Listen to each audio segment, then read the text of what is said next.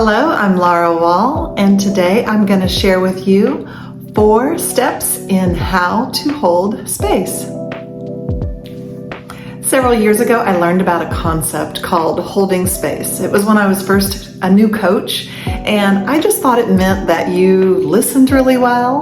But holding space is a little bit different than just listening. It's actually listening with the intention of allowing the other person to express themselves free of judgment, which is really important. There's very few spaces in this world where we can say what we need to say and do it in a loud voice or use profanity or cry or vent, express all of our emotions and not feel like someone is judging us.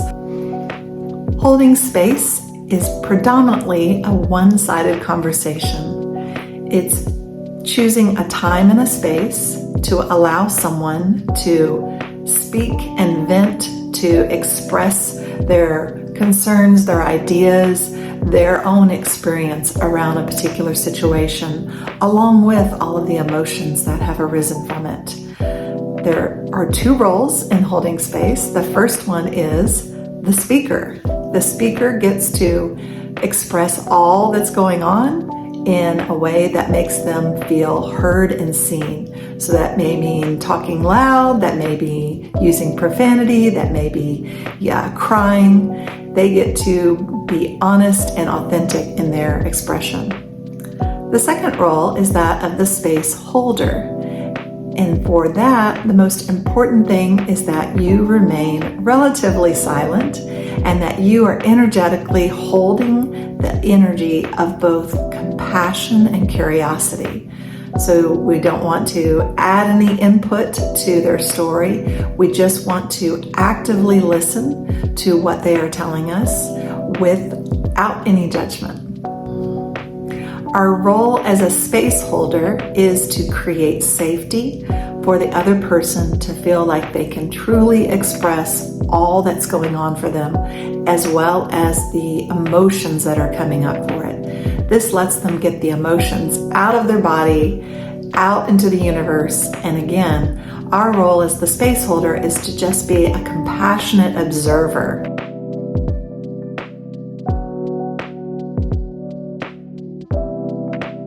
Step 1 is making an offer. Again, this seems common sense, but sometimes we forget to clearly delineate that this is a different type of conversation. So in making the offer of holding space for someone, it could be as simple as saying, "May I hold space for you in this moment?" Or you could say something that's more clear, more direct. "Would you like to talk about this where you say all that you need and vent, and all I do is listen?" Again, I think it's really important that we do label this conversation as holding space so that the other person recognizes and you recognize that you're each moving into very specific roles where one is doing most of the talking and the other person is just listening and being an observer. This really frames it, and this offers a lot of intentionality around the energy that each of you are bringing to the conversation. Step 2 is listening. And again, this is listening with our heart instead of with our head. So we're not listening in any effort to respond. We're not going to be formulating any responses in our mind, but rather we're going to be doing very active listening. So first and foremost, you want to find a space that's quiet and maybe away from others where you can have some privacy. You want to make sure that when you're listening, you're putting all of your energy on hearing what they're having to say.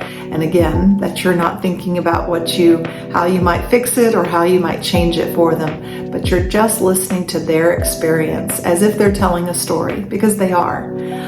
You also want to be sure to gaze into their eyes and hold that eye space. And part of giving your full attention to this conversation is maintaining eye contact through this. Again, this is letting them know that you're there, you're with them, you're hearing what they have to say, and it helps them feel connected to you, even though you're not saying a word. Refrain from giving any advice or giving any solutions, but instead, you're going to do the next step. Step 3 is to reflect. And so I want you to think of yourselves as a mirror.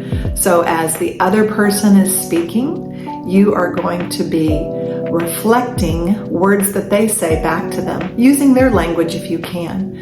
So if someone's saying, "I'm so angry, I cannot believe my boss passed me over for that promotion," you would reflect back to them, "You're really angry right now about missing out on that promotion."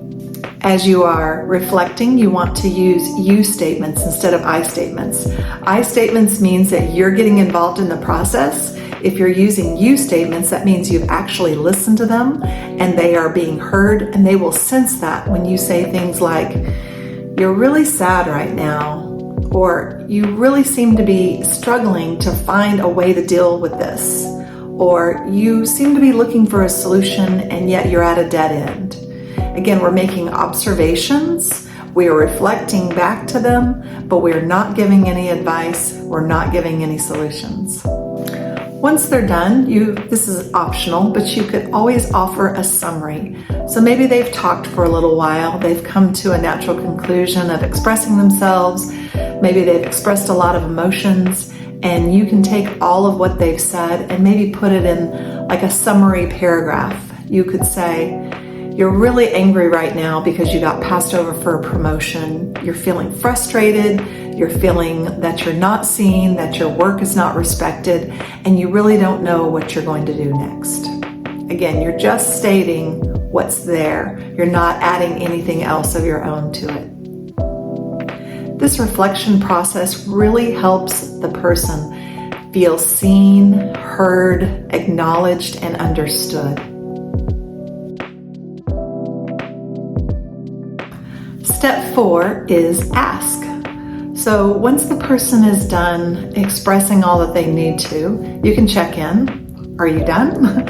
Do you need to express anything else?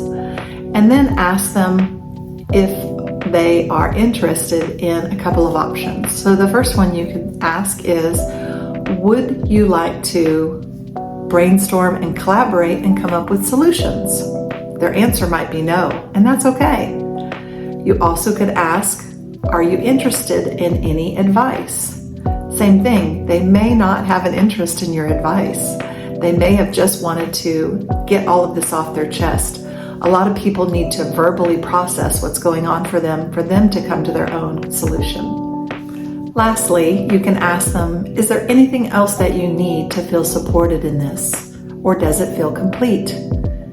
This gives them the option to maybe speak more to it, or express another emotion, or ask for their needs, like maybe they need a hug.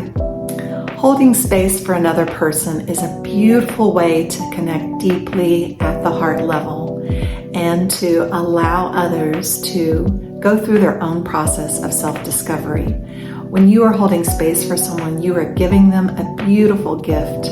And as you continue to make this a practice of yours, you'll find that there are many people whom you've held space for that are then able to do the same for you.